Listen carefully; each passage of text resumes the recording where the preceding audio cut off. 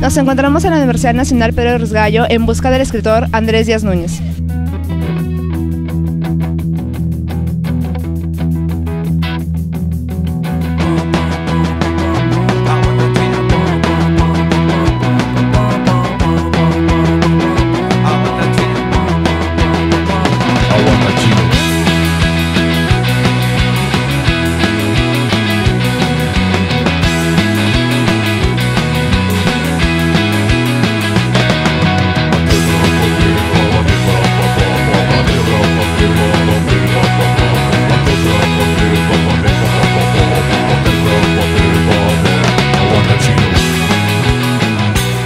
Nos encontramos al exterior de la biblioteca, donde en sus interiores se encuentra Andrés Díaz Núñez, a quien estaremos entrevistando en unos instantes.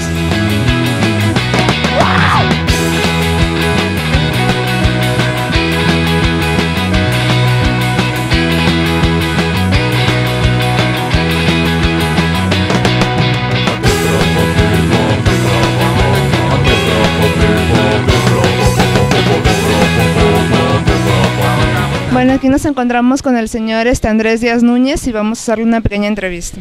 Muy bien, encantado señorita, estoy a su disposición. Bueno, queríamos conversar un poco sobre sus obras, cómo se inspiró o cómo se inició en la literatura.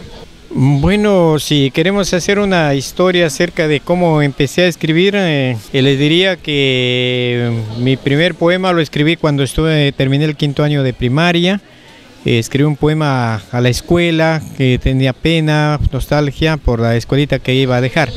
Y después ya, bueno, llego a la secundaria, al Colegio San Juan de Chota.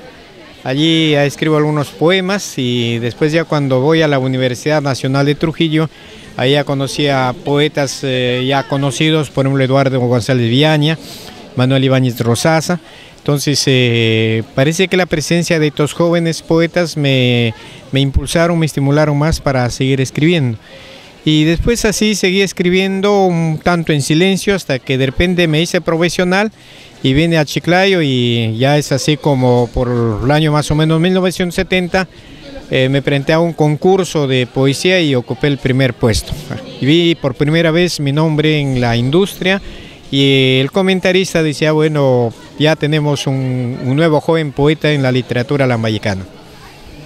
¿Y qué valores ha plasmado en sus obras? ¿Qué valores literarios? Bueno, en mis obras lo que trato de plasmar es la perseverancia.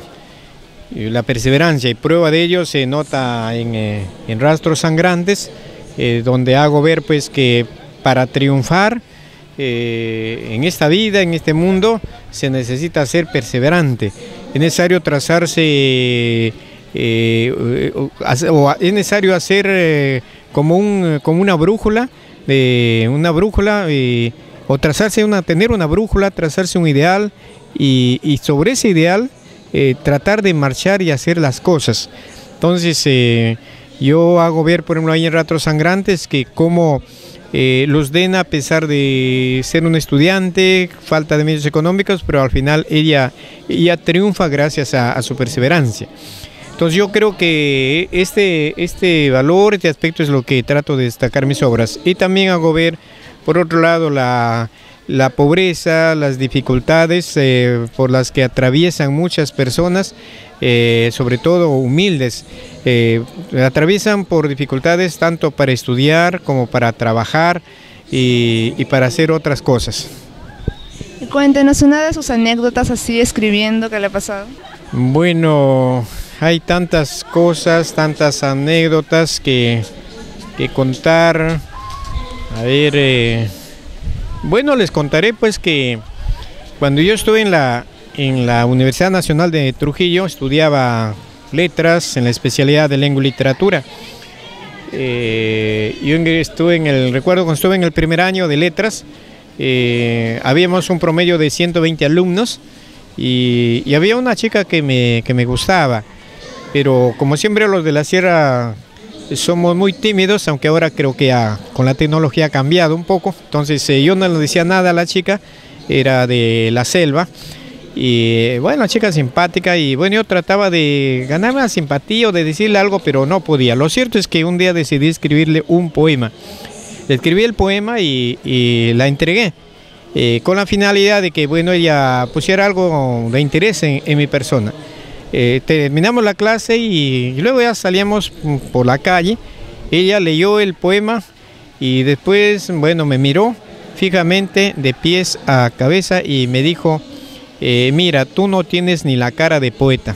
Y luego al poema, al papelito, lo hizo 3 pedazos y ahí quedó todo. Entonces, bueno, yo lo sentí naturalmente mucho. Sentí mucho por la reacción de ella, pero a pesar de ello, de ese contratiempo, yo seguí escribiendo y hasta ahora continúo, diríamos, manifestando mis sentimientos a través de los versos.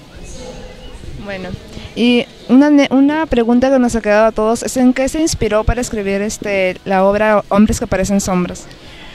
Para escribir Los hombres que parecen sombras, en primer lugar, yo me agencié de materiales. He leído noticias aparecidas en los periódicos, en revistas. He leído algunos libros, libros de embriología. En embriología he visto sobre los fetos, malformaciones celulares de los fetos, y también vi casos específicos, casos concretos. Por ejemplo, tuve la suerte de ver el carnero que tenía 6 patas, de 3 a cada lado.